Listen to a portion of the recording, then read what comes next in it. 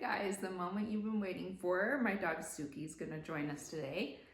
Suki is a quarter Maltese and 3/4 Shih Tzu. Okay, sit. Sit. So I left you guys last video, if you haven't seen it, was my pregnancy with Freya. And this video is going to be her birth story.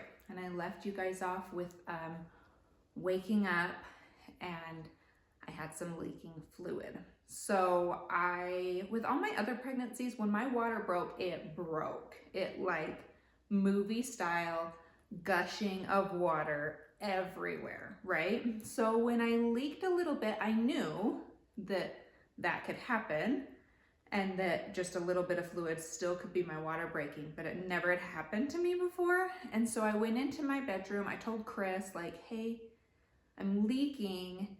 I'm not sure if my water's broken or not. Like, I'm just gonna lay down and see when I stand back up if there's any more leaking fluid. And he was getting ready for work. And he was like, okay, so just let me know. So I lay down for about 20 minutes, stand back up, and I don't leak any more fluid. So I was kind of like, well, I don't know. I had been having contractions, but I always have contractions toward the ends of my pregnancies, so it wasn't like out of the ordinary. So I told Chris, he had a really important meeting he was in charge of running for work. And I was like, go to work, do your meeting. That was at 10 o'clock. And I was like, I'll drive down to St. George, which is about an hour away from our house, which is where our hospital was, and see what they say. And I'll call you. So I had someone come over to watch the other kids, drove down to St. George. I go in, and the person that is in triage in labor and delivery is actually one of the nurses that also worked at the maternal fetal medicine clinic. And we worked not together, but we would see each other at work all the time. And so that was really comforting. And I was like, hey, maybe my water broke. I'm not entirely sure. And she immediately was like, your doctor isn't here. It was the Friday of Labor Day weekend. She's like, so let's just like get you some fluids and get you home. He'll be back on Monday so he can deliver you on Monday. And I was like, perfect plan. So we go in, she checks me. She says she doesn't think my water broke, but we were gonna wait the hour and see. So about 20 minutes after she checked me, I started getting some real contractions. So I called her back in and I was like, I think I'm in labor. And she checked me and I had gone from 3 centimeters dilated to 4.5 centimeters dilated in like 20 minutes. And so she was like, oh yeah, I think you're in labor. We'll call in the backup doctor. Let's just deliver you. So at that point I called Chris, and it was probably about, I think it was about 10:30, maybe 11. So I knew his meeting was gonna be done. So I called him and was like, hey, I'm in labor, why don't you head down?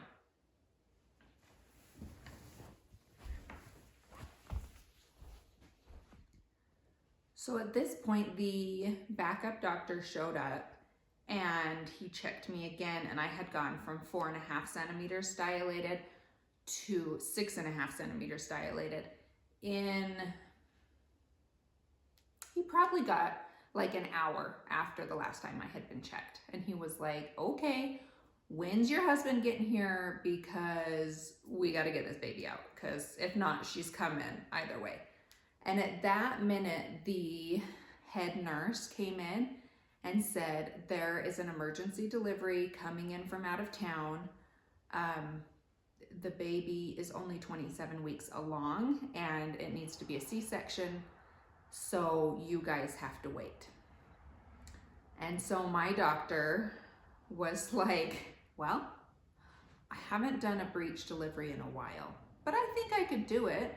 And the nurse just looked at him and was like, excuse me? And he's like, well, if I can't have the C-section room, then I'll have to do a vaginal breech delivery because this baby is coming. She went from 3 centimeters dilated to almost 7 centimeters dilated in an hour and a half.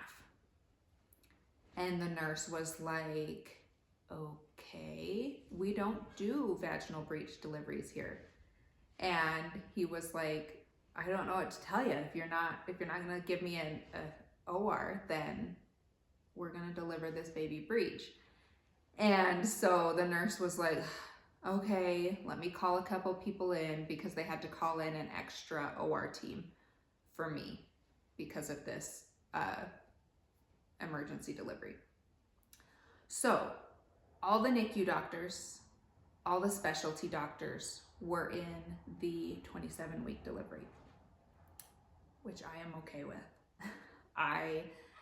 We had a charge nurse. So we had the NICU charge nurse come in, who I know really well from work, and they called in another anesthesiologist, which my other C-section, so Liam was a C-section. I had Fiona and Jesse vaginally, and then Freya was another C-section. So my other C-section, when they gave me the spinal, it didn't work, and it was awful. They had to like tilt me up on the table and let it go down, and then quickly do the surgery. And then by the time the surgery was over, like I wasn't numb anymore. I could move myself over to the other table, and it was horrible. So this anesthesiologist walks in, and I'm like, hey, this has to work. And he's like, well, yeah, of course. I'm like, no. And I told him my other experience. I was like, this has to work, please, because she's going to the NICU. I need to be pain-free so that I can walk myself to the NICU. That's my most important thing. And he was like, okay, I promise you it's gonna work. It's gonna be fine. He was so sweet. He gave me the spinal, and then he, like, minute by minute, okay, your toes should be numb now. Okay, your ankles should be numb. Okay, your knees should be numb. And just like talked me through the entire thing. And it was glorious. It worked perfectly. And then the doctor goes and he's like, okay, we're gonna start. And the anesthesiologist was like, wait, her husband's not here. And he stood up and went and got my husband for me. He was just the sweetest guy. And then came back in. And when he came back in with my husband, they were like cutting the final layer to get Freya out, because they were kind of in a rush to get her out because I was progressing so quickly. They were afraid she'd be down in the birth canal before too long. So they take Freya out, and I don't hear her cry. And I'm, of course, panicking. I'm thinking like, okay, is she not breathing? Is something wrong? And the NICU nurse was like, hey, honey, give us a cry. Come on, honey, give us a cry. And the doctor was like, oh, she's fine. She's breathing. She just doesn't want to cry for us. She's being stubborn. And when he said she's being stubborn, I was like, my kid, that's my kid. And he lifted her up, and she had like the poutiest, like saddest face, but was not crying. He gave me a quick look, handed her over to the NICU nurse. The NICU nurse wrapped her up, and then brought her over to me because she was breathing. She's like, she's breathing, she's doing okay. Do you want to give her a kiss? And so I gave her a kiss. And then I was like, okay, go, like really make sure she's okay. Take her, please, like go. And so she took her. We had already decided Chris was gonna go with her while they finished up. I always start shaking after I have my babies. And so I started really like shaking. I think definite combination of nerves and just like my body going into shock after birth.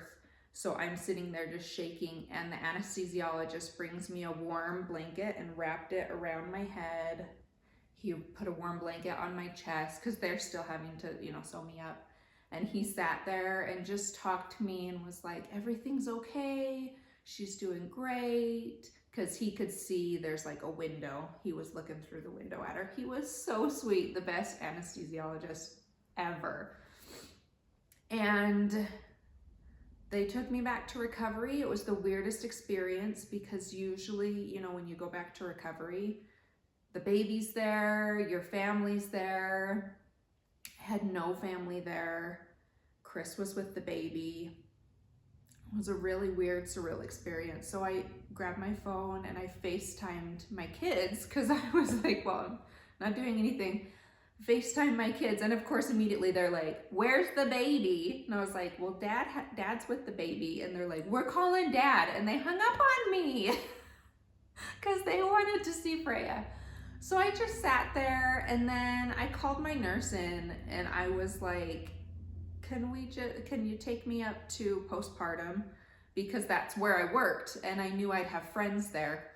And she was like, we can do that, or do you want to go see Freya? And I was like, oh yeah, that's an option, that's great. So she actually wheeled my bed to the NICU. The NICU and labor and delivery are on the same floor. So she just wheeled my bed through the halls to the NICU. And I get there,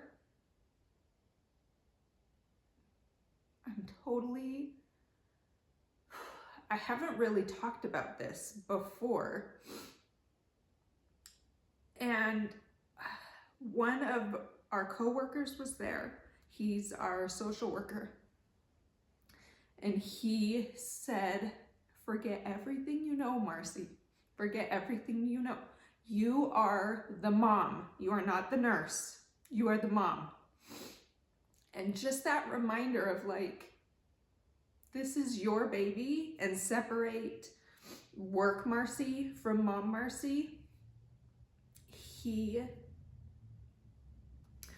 is a literal godsend. He also visited me while I was in the NICU a couple times and just kind of talked me through coping exercises that I've used her entire life. He's amazing. He's one of the best people I know.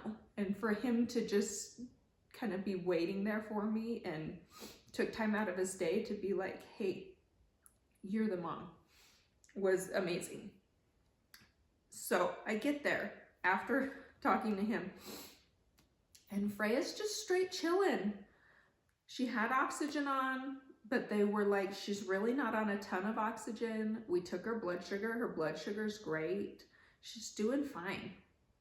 And that was when they told me her weight was 4 pounds, 3 ounces, which was completely amazing. She needed to be over 4 pounds to come up and visit me on the postpartum floor. And so that was a miracle. So then they take me up to the postpartum floor, and Chris decided to come up with me because Freya was doing really good. And he's like, I'm just gonna come up so you don't have to be alone, and then I'll come back down. My best friend Jessica was on her way to the hospital. He's like, I'll come back down when Jessica comes. That way, I can show her Freya. And so we went up, Jessica showed up, they went to go back downstairs to visit Freya, and they come back up and they're like, Freya's not in the NICU. And I was like, what do you mean Freya's not in the NICU? Where is she? And they were like, they said she was coming up to be with you. And I was like, what? So they must have just missed each other kind of in the hall.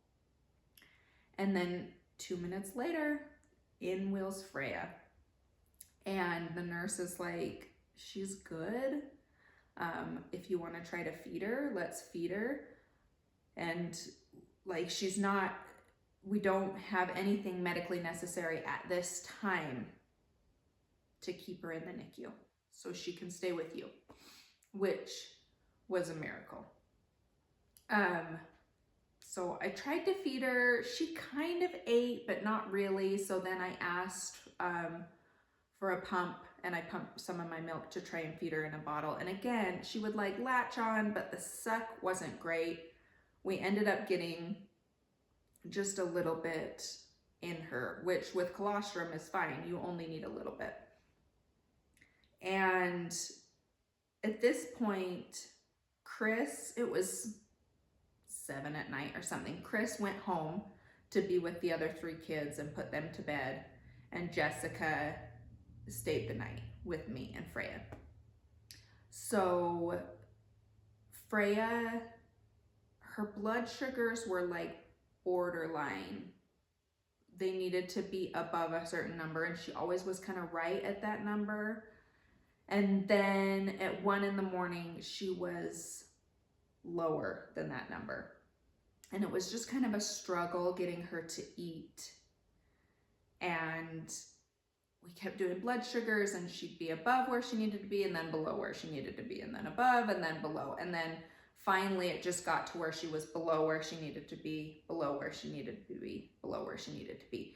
And so at that point, they came and took her back to the NICU so that they could give her an IV with some like sugar IV fluids to help her blood sugar come back up. And honestly, at that point, I was so exhausted. It had to have been like 4 in the morning. I had been up all night long. And so I was honestly like, cool, take her, we'll see her in the morning. Fully expecting her to, once she got her blood sugars under control, to be fine, and then we'd go home. That was not the case. Once she got down there, they did get her blood sugars back up, and that was totally fine. They put in an NG tube, which is the tube that goes down her nose, down her throat, and into her stomach to help feed her, which she tolerated feeding that way. She wasn't spitting up. She was doing okay. She was gaining weight. But to go home, babies have to eat on their own. And I asked the NICU doctor the first day, so what if she doesn't eat? Would you send me home with her on an NG tube? And he said, no, not until she's 42 weeks gestation, which she was 35 weeks and 6 days, so almost 36 weeks. So 42 weeks would be 6 weeks after that. And I thought, there's no way we're gonna be here for 6 weeks. So I ended up being discharged from the hospital, but they let me stay with Freya. There's kind of a couch bed in her room. And so I decided to do that. I wanted to stay close to her. Which of course, when you have 3 kids at home, I was devastated to be away from them, but I couldn't imagine leaving Freya. And it was such a wanting to be in 2 places at once and never being fully happy. I did leave a couple times to go home and see my other kids. They came down a lot to visit me, but it still was just like, that separation of me from my kids was horrible. I had a friend come to visit me that worked with me, and she came in and I was just bawling because it was picture day at school and I wasn't at home to do my kids' hair for picture day, and I was just crying. And she came in and she's like, what's wrong? And I was like, it's picture day. And she, women just get it. She comes and gives me a big hug and is like, oh my gosh, that sucks. And I'm like, I know. So in the NICU, there was another doctor that came in when Freya was, I think she had to have been about a week old. And when he came in, I asked him the same question, like, could I go home with Freya on a feeding tube? And he looks at Freya and he looks at me, and we know each other, we work together, and he's like, sure, why not? And I was like, really? And he's like, yeah, we can teach you how to do that. That's totally fine. Because at this point, the geneticist had come in and taken a look at Freya, and she strongly suspected that she had Cornelia de Lange Syndrome. And he said, kids with Cornelia de Lange Syndrome usually have feeding difficulties. She's not gonna be eating anytime soon. And he is a strong believer that babies do better at home. They get healthier quicker, and if there's any way medically that they can be home. And at this point, it was just feeding. He said, yeah, let's get her ready to send home. So where the hospital is to where we are is a big altitude change. There's, I think it was like 3,000 feet difference or something. And so they did send her home on oxygen because they were worried with the altitude, going from a low altitude to a high altitude, that she would have trouble breathing. And so they did send her home on an oxygen tank and a feeding tube. But I learned quickly. I knew how to care for a feeding tube as a nurse assistant, but I didn't know how to insert the feeding tube. So they did teach me how to insert the feeding tube. We had to get home medical equipment to come home with.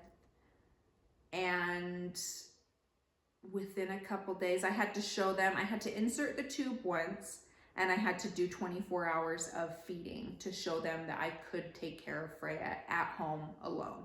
So the last day we were there was like the trial run. The nurses didn't come in and help me. I had to show that I at that point I was pumping and then adding formula to my milk to make it higher calorie. I had to show them that I could do that with the correct measurements.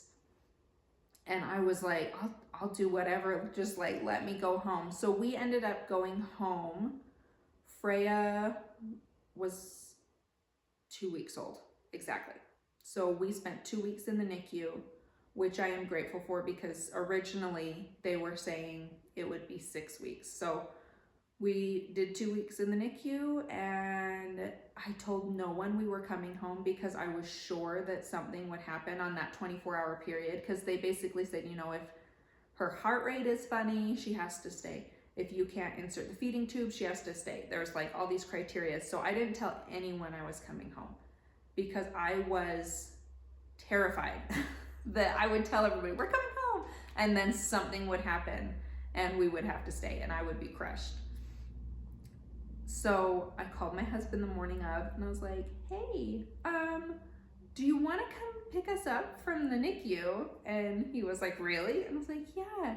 So he came down, we packed everything up. We were out of there by noon, and my kids didn't know I was bringing her home, so they were so excited. They came home from school and came in and saw me, and immediately they were like, where's Freya? They didn't want anything to do with me.